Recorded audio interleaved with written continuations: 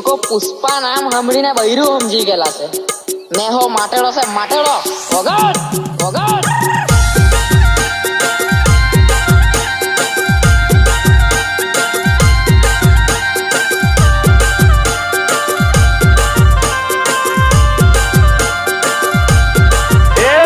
Pandu music क्यों बंद किया?